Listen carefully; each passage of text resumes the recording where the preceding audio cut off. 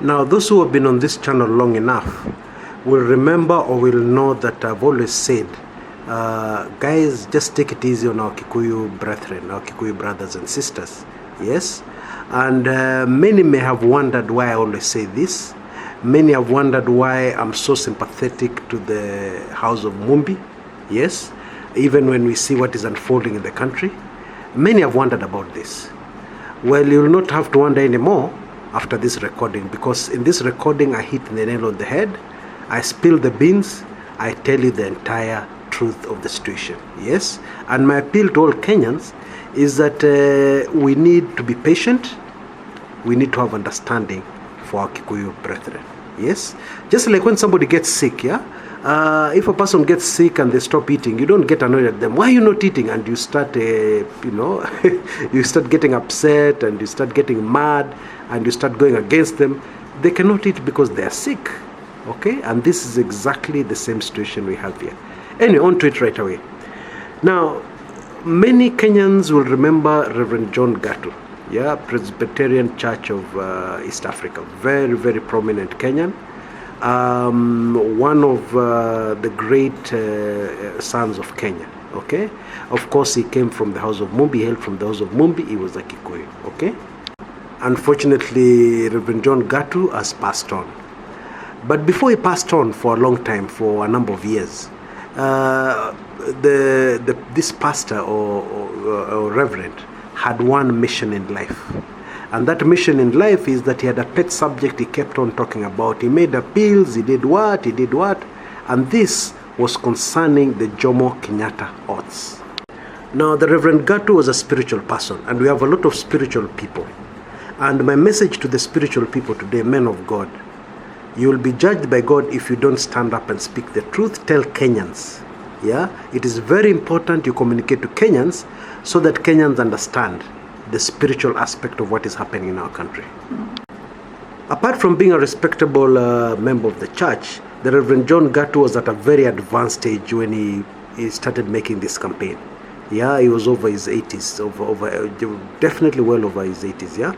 Now, with age comes something called wisdom, okay? As you grow older, you see many things, you become wiser. Everybody knows that, okay? So, I don't believe that Reverend John Gatu was mad, yeah, in seeing this issue of trying to reverse the odds as a priority in Kenya. Yes, I don't think he was mad at all.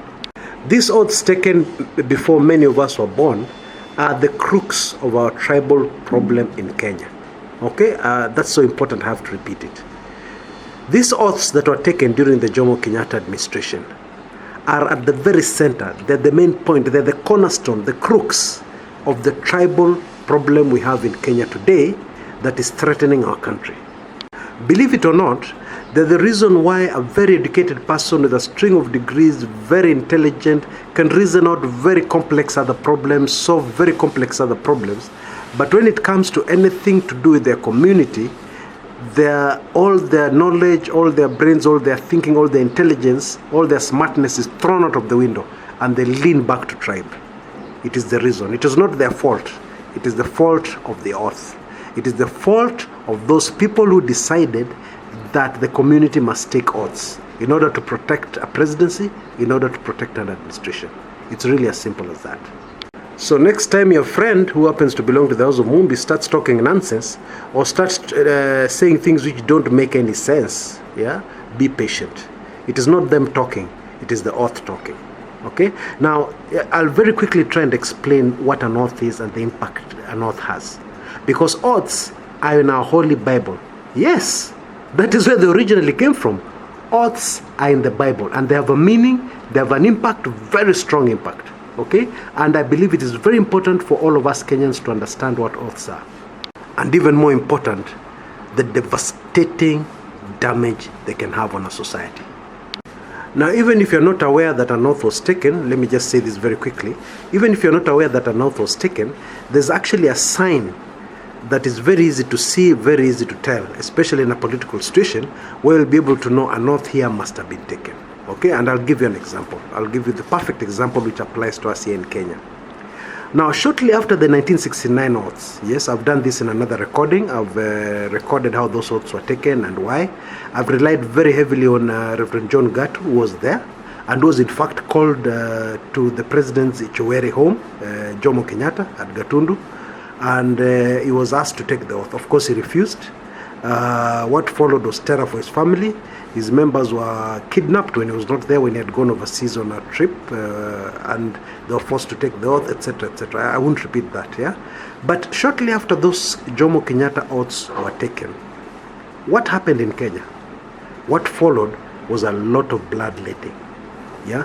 Anything that stood slightly or even tried to raise its head to be able to frustrate those oaths, there was a very quick tendency to shed blood. Okay, that's what I mean. Very quick tendency to shed blood.